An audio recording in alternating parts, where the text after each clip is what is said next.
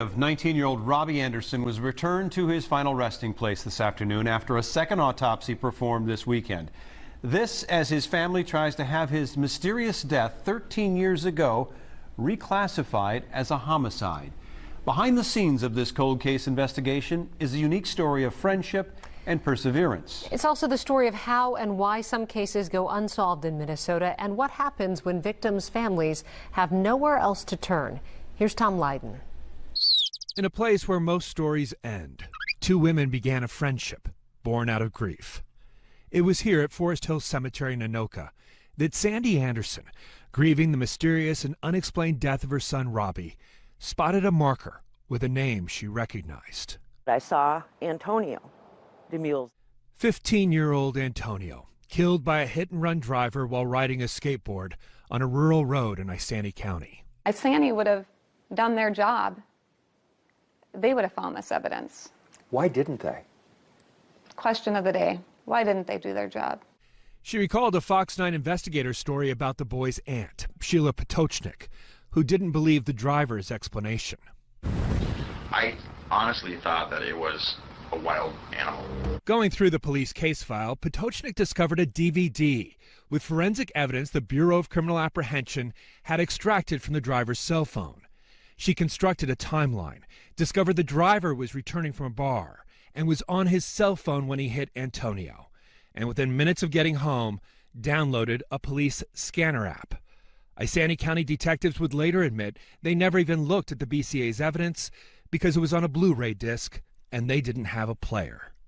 The driver, Adam Mackey, was convicted of failure to stop for an accident. There are numerous mistakes that Isanti had in this investigation. They have only admitted to one of their mistakes, and they should be embarrassed. Remembering all this, Sandy Anderson left a note on Antonio's grave, asking if Potochnik could take a look at her son's case. My friend's not breathing. Need to hope. Hold on.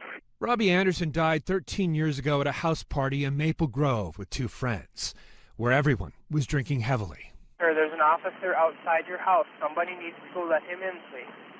All right, we're bringing him to the door. I was told at one point in time that I probably don't want to listen to the 911 call. And if it weren't for Sheila, I probably never would have. Tell me exactly what happened. I don't know. He was taking shots and then he just stopped breathing and he fell out of his chair.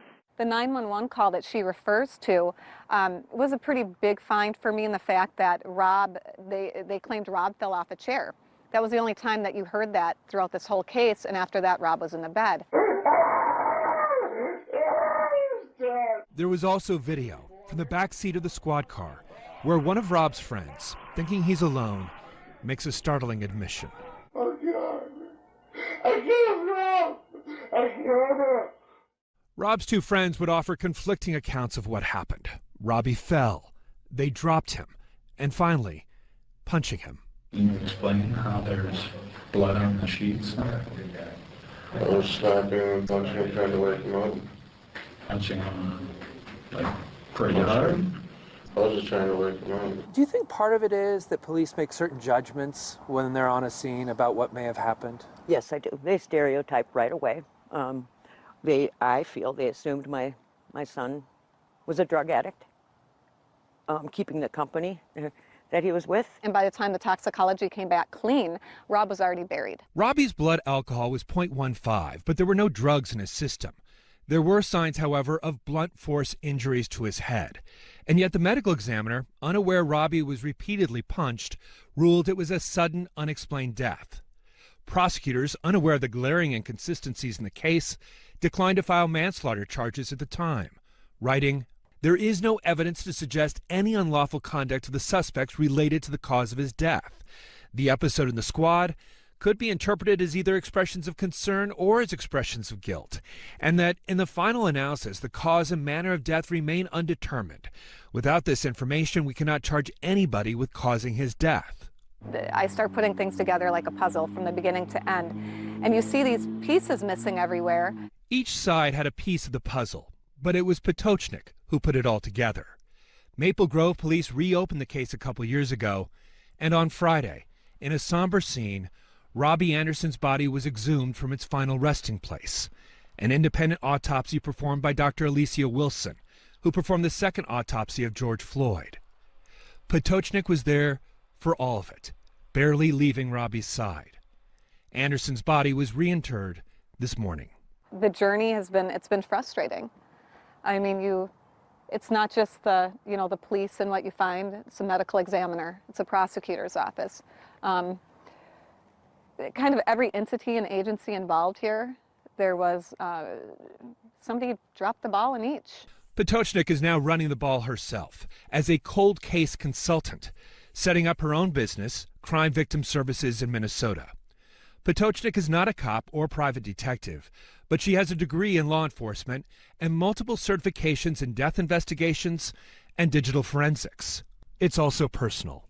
Another grave site, this time her sister, Laura DeMules, who was murdered 17 years ago, strangled by Antonio Medina, who was high on crack. Laura's body dumped in Rice County. She says those detectives kept the family informed and left no stone unturned. The case solved by a DNA match. Waiting 2 years for that phone call, 2 years to just hear that they found somebody. When I got that call and I was able to call my mom and dad, I was like, I need to help families that had no hope like ours, and pick up the phone and call and be that person. And so that's what led me to do what I do today. I wanted to help. Never did I think it would be kind of like this, and so overwhelming like it's become. She gets hundreds of calls, cases police can't solve, stories the media is too busy to cover. She recently solved the case of a 30-year-old man who died after taking counterfeit oxycodone pills laced with fentanyl. Potocznik examined his phone, discovered a text thread about buying some blues, tied it to GPS data, a cash withdrawal, and a phone number that led police right to the suspect, who is now charged with third-degree murder. The detectives were chagrined. And then they admitted, we don't know how to do what you just did. You say you have nothing. Well, this is everything I have, and I handed them everything that I had. I also handed them the phone back and said, my exact words is, this is a teaching moment for you. You might think all homicide detectives have specialized training, but in Minnesota, there's no mandatory learning objective for homicide investigators, only basic crime scene preservation. Larger agencies might have a major crimes division with their own requirements, but smaller departments may not. Just because somebody is promoted to a detective doesn't mean they should be investigating these types of cases or investigating at all. Right now, to me, electronic evidence should probably be #1 in all departments across the United States, right? And then I can walk into a police department and sit across the table from a captain who is asking me, how did you find this information? Where I should be looking at them saying, no, I'm just one woman here. You have a whole department, or the state of Minnesota. How did you not find that information? It makes you wonder how many stories here remain unfinished. In Robbie Anderson's case, it's unclear if any evidence remains after more than a decade. Dead men sometimes do tell secrets, but not always. And I thank God for this lady and her family, because, like I said, there are so many things I had no idea that existed in those files. Sandy Anderson not only lost her son, her marriage was collateral damage. Grief can suffocate, it can also embrace. I feel like she is family. In this cemetery, 2 women found each other, and a story with an ending they hope to chart together. I just hope one day I can find some peace, For the Fox 9 investigators, I'm Tom Lydon.